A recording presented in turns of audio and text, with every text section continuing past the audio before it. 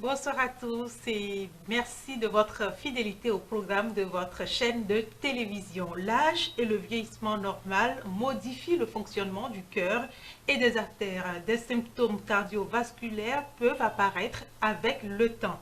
Avancer en âge avec un cœur en forme, c'est possible et c'est pourquoi aujourd'hui nous parlons de comment maintenir son cœur de senior en bonne santé. Et à cet effet, je reçois le docteur Kamel Lafia-Boro, oui, j'y arrive, médecin cardiologue et auteur. Avec lui, nous allons faire la discussion. Bonsoir, docteur. Bonsoir, comment vous allez? Très bien, merci d'avoir accepté notre invitation. C'est un plaisir. Comme vous le constatez, nous réalisons votre émission depuis la cité des Kogoro, Parakou. Merci de rester avec nous. Nous allons commencer pour mieux comprendre le fonctionnement de ce muscle vital pour nous, pour tous les hommes. Docteur, comment il fonctionne notre cœur? Le cœur, comme vous l'avez si bien dit, c'est un muscle et c'est carrément le moteur du corps humain. Donc vous imaginez une voiture sans moteur aura du mal à fonctionner. Donc ce cœur est en forme de point, c'est-à-dire vous pouvez faire votre point à la maison. Votre cœur a à peu près la même taille que votre poing. D'accord. Et c'est un organe qui est situé dans la poitrine du côté gauche et qui donc a pour rôle de nourrir tous les autres organes du corps humain en nutriments, donc en nourriture, en sang. Et c'est pour ça que c'est très important et je vous en remercie qu'on parle de cet organe-là parce que lorsque cet organe est défaillant, les conséquences sont souvent graves mais gérables quand même. D'accord. On le dit, la seule façon pour nous de savoir que notre cœur fonctionne, c'est par les battements qu'on entend. Notre cœur, il bat combien de fois, en combien de minutes? Le cœur, qui est donc ce muscle-là, bat environ 60 fois chaque minute. Et il faut comprendre que ces battements du cœur, je reviens toujours à mon point, Oui. dans le cœur, c'est comme un organe qui propulse le sang. Et donc chaque battement que l'on ressent correspond au fait que le cœur propulse le sang, propulse la nourriture aux autres organes. Donc c'est entre 60 et 80 fois Par minute. Et donc qu'il fonctionne très bien chez nous. Très bien. Nous allons peut-être au cours de cette émission parler de comment savoir quand notre cœur ne fonctionne pas, mais déjà quelles sont les pathologies liées à notre cœur? Ce groupe de maladies, de pathologies liées au cœur sont regroupées sous le thème de maladies cardiovasculaires. Cardio pour dire cœur, vasculaire pour dire les vaisseaux, parce que c'est lié. Tout à l'heure, je disais que le cœur envoie du sang qui contient la nourriture aux autres organes. Et ce cœur envoie ce sang dans des tuyaux qu'on appelle des artères, qu'on appelle des veines de façon commune, donc des artères. Et donc, il peut arriver, quand vous le dites, que le cœur soit atteint, que les vaisseaux, les artères soient atteints.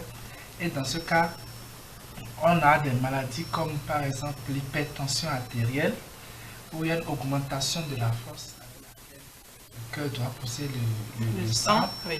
Il y a les infarctus du myocarde, c'est les crises cardiaques. Et dans ces cas, c'est une partie du cœur qui ne reçoit pas son sang. C'est un peu comme un enfant à qui on ne donne pas à manger. À un moment donné, il peut mourir par inanition parce qu'il a faim. Oui. Mais il peut arriver que ce cœur même ne reçoit pas bien sa nourriture. On parle d'infarctus du myocarde, c'est une des premières causes de décès. Et puis on peut aussi avoir des insuffisances cardiaques. Ça, c'est lorsque le cœur n'arrive plus à assurer son rôle, à nourrir les organes comme il le faut, lorsque le cœur est fatigué. Donc de façon classique, c'est ces trois maladies qu'on a: l'hypertension artérielle, qui est la maladie chronique la plus fréquente, c'est les infarctus du myocarde et les insuffisances cardiaques. D'accord. Nous avons essayé de comprendre ou de savoir si les personnes de troisième âge ont des connaissances sur les types de pathologies liées au cœur et comment préserver son cœur. On suit cet élément témoin et on revient après.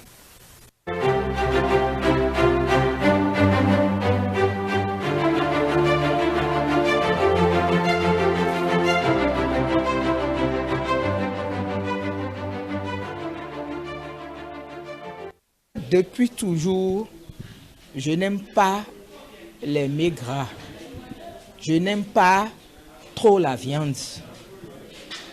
Et depuis presque un an, je suis aux plantes. Lorsque je me lève le matin, à la maison, j'ai un petit coin où j'ai aménagé, disons, un petit jardin de plantes médicinales. Dès que je me lève, j'ai le centenaria, j'ai le pissenlit, j'ai le chayo. Il y a les AVC. C'est ce que nous connaissons vraiment ici au Bénin. Quand le cœur lâche, quand il y a des trucs là, quand nous avons des caillots dans les veines, un matin ou à n'importe quel moment, le cœur peut s'arrêter. Donc, avec ça, il faut faire la marche. Il faut fluidifier le sang. Des gens de la soixantaine, un peu au-delà de 60 ans, qui se livrent à des activités sexuelles sans limite, claquent sans le savoir. C'est la preuve que le cœur ne tient plus. Il a commencé il n'y a pas si longtemps, mais je sais déjà quel apport ça me donne sur ma santé. Et je voudrais recommander ça, mais pas un sport forcé. C'est la marche, c'est quelques mouvements. Je me réserve de beaucoup des aliments. Je me réserve beaucoup des aliments. Je ne bois pas trop. Je ne prends pas beaucoup d'huile. La nourriture aussi, les repas, c'est pas trop grand. Je prends ça un peu, pour alléger un peu mon corps.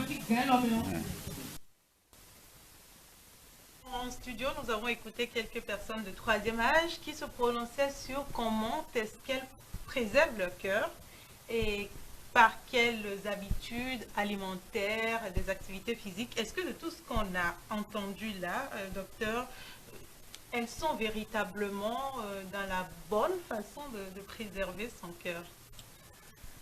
Certaines réactions vont dans la bonne voie parce que je retiens, lorsque je prends le témoignage de la première dame, elle a insisté sur l'alimentation, le fait qu'elle évite au maximum de manger gras.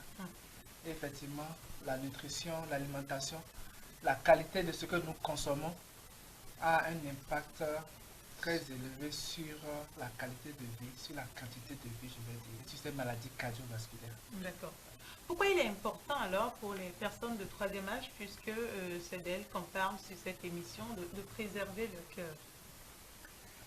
Au-delà des personnes du troisième âge, de façon classique, pour tout le monde, c'est très important de préserver son cœur. Tout à l'heure, je disais que le cœur, c'est comme le moteur de l'organisme. Mais aussi, il faut savoir que ces maladies cardiovasculaires dont je parlais, l'hypertension artérielle, les AVC, les infarctus, c'est la première cause de décès dans le monde. C'est-à-dire, une personne en meurt toutes les 2 secondes. Par exemple, cette émission est censée durer 25 minutes. D'ici la fin de cette émission, il y a à peu près 750 personnes qui vont mourir d'une maladie cardiovasculaire. Et ce qui est dommage, c'est que c'est des maladies qu'on peut éviter par un changement de comportement très simple. Au-delà des personnes non âgées, donc les personnes âgées doivent encore mieux préserver leur cœur parce que de façon naturelle, il y a un vieillissement qui est là, il y a un vieillissement des organes du corps qui est là. De la même façon qu'il y a les cheveux blancs qui apparaissent, le cœur aussi prend un coup de façon naturelle, tous les autres organes prennent un coup de façon naturelle. Et donc pour revenir au cœur, c'est important de faire encore beaucoup plus attention pour préserver ce moteur-là. C'est-à-dire si vous avez une voiture qui est neuve et que vous amenez chez le mécanicien une fois tous les 3 mois, vous conviendrez avec moi qu'au bout de 5 ans, 10 ans, ce serait mieux d'y aller plus fréquemment, même quand il y a aucun souci. Donc, étant donné que ces personnes âgées ont leurs organes, en l'occurrence le cœur, qui prend un coup de façon naturelle, il est donc important qu'elles apprennent à préserver leur cœur, qu'elles respectent ces mesures-là et qu'elles aillent spontanément consulter un médecin pour faire un petit check-up pour être sûr que cet organe va très bien. Oui, quand vous parlez de mesures, de quoi est-ce qu'il est question concrètement? Je parle de comportement. En fait, je vais vous donner un code secret. Allez-y. C'est le code de longévité, on l'appelle comme ça. C'est une formule magique pour vivre mieux, pour vivre longtemps. C'est le 00533P. Donc, 0 tabac, 0 alcool, 5 portions de fruits et légumes par jour. 5 portions de fruits et légumes par jour.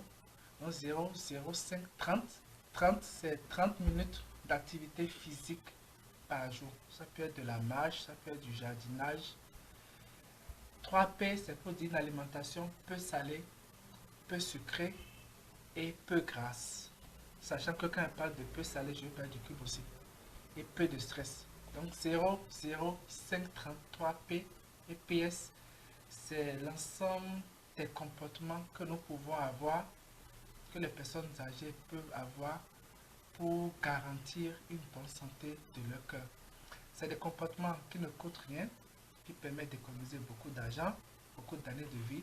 Parce que décider de ne pas fumer, de ne pas prendre de l'alcool, ça ne coûte rien.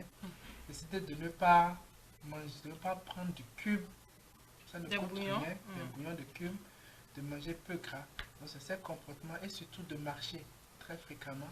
C'est ces comportements qui permettent de préserver la santé cardiaque. Oui, on parle très souvent, je pense que dans beaucoup de numéros sur cette émission, on a parlé d'activité physique, de marche. Concrètement, en quoi cela consiste? Est-ce qu'on se réveille chaque matin, on fait 30 minutes de marche? 30 minutes équivaut à combien de kilomètres environ? Les soirs, on marche 30 minutes encore, ou même en étant avec les petits-enfants qui courent de gauche à droite, là, on peut faire ces 30 minutes d'activité physique. Okay, c'est important de faire la précision, effectivement. On dit 30 minutes d'activité physique, pas de sport. Oui. Donc, c'est pas forcément mettre son jogging, aller courir les 100 mètres plats. Donc, 30 minutes d'activité physique, ça peut être du vélo, ça peut être de la marche, ça peut être de la natation. Et il y a un effet cumulatif qu'on peut avoir. C'est-à-dire, vous pouvez faire 10 minutes ou 15 minutes le matin. C'est-à-dire qu'elles se lèvent. L'avantage de ces personnes âgées, c'est qu'elles sont souvent à la retraite. Donc, vous levez le matin à 7h, 7h30 et faire le tour du quartier, faire le tour dans votre cour, aller saluer un voisin qui est à côté. Donc, 10 minutes le matin, par exemple, et 20 minutes le soir. Donc, de façon cumulée, ça doit faire 7-30 minutes en activité physique. Mais récemment, en dehors de ce temps-là, on peut aussi définir l'activité physique en termes de nombre de pas par jour. Et l'OMS, c'est l'Organisation mondiale de la santé, oui, préconise au moins 10 000 pas par jour. La question qu'on pourrait poser, c'est est-ce que chaque jour je suis en train de compter, de noter le nombre de pas? Non, je vous rassure. Oui. Il y a actuellement des technologies, presque tous les téléphones des applications. Ces applications-là, vous pouvez rechercher compteur de pas ou podomètre qui vous permettent en fin de journée ou au cours de la journée de savoir si vous avez fait ce nombre de pas. Ça, c'est pour les personnes qui ont été à l'école, qui ont la notion du téléphone, oui, des applications à utiliser, mais pour les autres, puisqu'il faut prendre en considération tout le monde. Donc, pour les autres, c'est justement se dire, je me lève aujourd'hui avant d'aller au boulot, avant d'aller faire d'autres activités, je marche 10-15 minutes, chrono en main. Chrono en main. Souvent, ce que je recommande, c'est de cumuler les appels. Vous pouvez par exemple cumuler vos appels et le soir, pendant que vous appelez, vous pouvez être en train de marcher.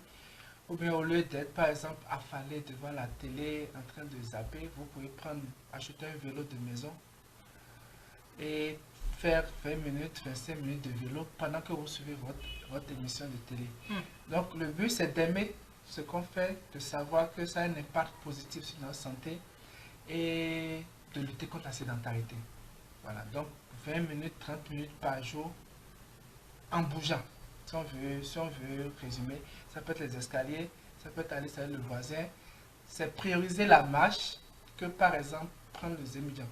Quand vous sortez, au lieu d'appeler immédiatement le taxi et moto, vous pouvez marcher 5 minutes, 10 minutes avant d'appeler ce taxi moto. Donc c'est cette différente stratégie qui de façon cumulée vous permet de savoir qu'en fin de journée, j'ai plus bougé qu'être resté C'est assis. à la maison.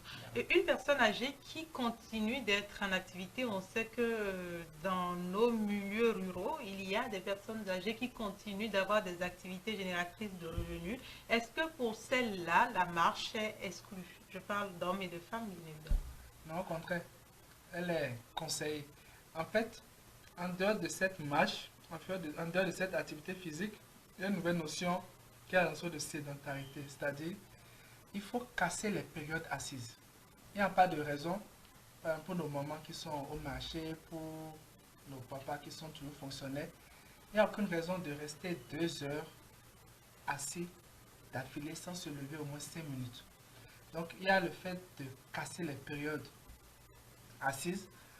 Chaque heure, vous pouvez vous lever 2-3 minutes, aller prendre de l'eau, aller discuter quelque part, revenir, marcher. Ça n'aide de rien en fait. Mais c'est ces petites astuces qui vous permettent d'éviter ces maladies du cœur. Et puis donc, casser les périodes assises, marcher au maximum, faire d'autres types d'activités physiques qui vous permettent de bouger avec vos petits-enfants. Ça peut être le jardinage, ça peut être promener le chien. Et puis, pourquoi pas faire du jogging? Il y a des personnes âgées quand même Qui ont encore la force. Qui ont un cœur qui est entraîné, qui est peut-être habitué depuis 20 ans, 30 ans, 40 ans à faire cette activité physique et qui arrive à faire un peu de jogging. Parlant de période, c'est vrai que quand on parle de la prévention, on ne spécifie pas forcément qu'elle vient avant, bien en amont, et non quand on vieillit et qu'on se rend compte qu'on est susceptible qu'on n'est pas à l'abri de ces maladies-là. À quel moment on commence la prévention? Est-ce que c'est à partir de 40 ans quand on constate que le vieillissement est à notre porte, ou bien avant, même jeune, enfant? Tout ça, ça compte dans la prévention? Oui, à partir de 4 ans. À D'accord. partir de 3 ans, je dirais même. Quand à 4 ans, vous mettez votre télé, vous mettez votre enfant devant la télé pendant 4 heures, 5 heures d'affilée, en dehors des conséquences neurologiques, forcément ça c'est un adulte qui est sédentaire. Lorsque votre enfant a 10 ans et que vous venez négocier une dispense avec votre médecin parce que vous ne voulez pas que votre bébé fasse du sport, ce bébé-là, vous le rendrez malade, il aura des maladies cardiovasculaires. Vous avez bien fait de préciser, vous savez, nous passons plus de temps à guérir, à soigner qu'à prévenir. Et moi, je suis dans une approche qui consiste à dire mieux vaut éviter de tomber malade que de tomber malade. Les études ont montré que ça coûte 17 fois plus cher de traiter que de prévenir. Donc la prévention, ça commence très tôt, depuis nos enfants, par l'alimentation, parce qu'une maman qui mange salé, un papa qui fume, un papa qui boit de l'alcool, a une probabilité plus élevée de voir ses enfants qui sont dans cet environnement-là faire la même chose. Faire la même chose. Donc la prévention commence tôt. La prévention commence avant de tomber malade. Avant, ça coûte, croyez-moi, ça coûte moins cher d'éviter les maladies. Ça coûte moins cher de prendre assez de fruits. Ça coûte moins cher de manger peu salé. Ça coûte moins cher de manger de pas prendre du cul que d'être hypertendu, d'avoir une crise cardiaque et de venir dépenser des sous. Donc je vous invite vraiment à mettre. C'est vrai que c'est un changement de paradigme parce qu'on n'a pas été habitué à ça. Souvent on se dit, je n'ai rien, pourquoi j'irai à l'hôpital? C'est ça. Par contre, on amène nos motos chaque mois chez le mécanicien alors qu'elles roulent et nous refusons d'amener notre corps qui est fait de chair alors que la moto, les voitures sont faites de fer. Elles, on les amène tous les mois, tous les 2 mois chez le mécanicien et on refuse d'amener notre corps faire une révision, ce qui est une erreur qu'on finit souvent par regretter. D'accord. Comment savoir que notre cœur est malade? La meilleure façon de savoir que, avant d'en arriver là, comme je disais, c'est mieux de ne pas attendre ce moment où on ressent des signes. Parce que ces maladies du cœur ont quelque chose, désolé de le dire comme ça, d'extraordinaire. C'est qu'elles envoient souvent des signes précurseurs 5 ans, 6 ans avant. Il y a des signes qu'on ressent souvent et qui peuvent vous faire dire « Ah, ça doit être maladie du cœur ». Mais malheureusement, nous les négligeons et c'est lorsqu'elles s'installent plus grave que nous ressentons ces signes. Donc les signes, c'est souvent qu'on a mal à la poitrine. Tout à l'heure, je disais que le cœur est situé dans la poitrine. Donc lorsque vous avez des douleurs dans la poitrine qui viennent, qui partent, et souvent qui vont au niveau du cou, du bras gauche, ça peut signifier que le cœur est malade. Oui.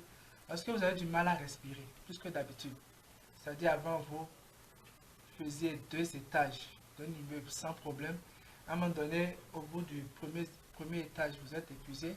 Lorsque un simple balayage, le fait de balayer votre cou, le fait de parler même vous essouffle, ça doit vous faire dire, ah, c'est peut-être mon cœur qui est touché. Lorsque vous avez un cœur qui bat rapidement, qui bat, normalement on ne ressent pas son cœur. Depuis que nous parlons là, on ne ressent pas ces battements de cœur. Mais si à un moment donné vous ressentez votre cœur qui tape, c'est vraiment de bo, ça peut vous faire dire que vous avez une maladie du cœur. J'utilise le conditionnel parce que ça pourrait être autre chose. Oui. Mais quand vous avez ces signes-là, souvent c'est des signes que vous consulter. ressentez, voilà, que vous ressentez, qui partent au bout de 2 jours.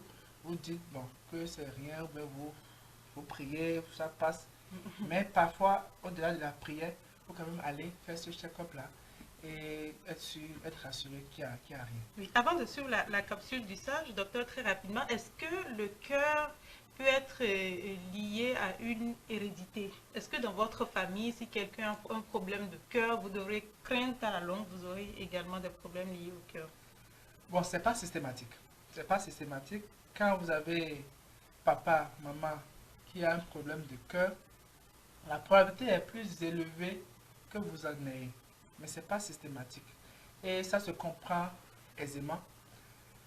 Il faut savoir que, surtout à parler d'environnement, quand vous avez une maman qui, par exemple, pendant 20 ans, vous a fait à manger très salé, très gras, qui stressait tout le temps, il y a de fortes chances qu'elle vous transmette ces mauvais comportements-là. Et donc, c'est ça qui augmente la probabilité que vous ayez cette maladie. Mais vous, pas un changement de comportement, pas un changement alimentaire, vous pouvez totalement changer la donne. Et donc, si vous êtes hypertendu, vous n'avez pas à en vouloir à papa et à maman. Ils ne sont pour rien. D'accord. Nous allons à présent sur la capsule du sage et conclure après. Au niveau de l'éducation,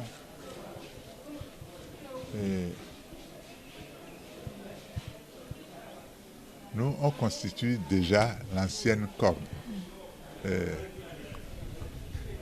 Les jeunes doivent essayer de ne pas nous reléguer aux oubliettes parce que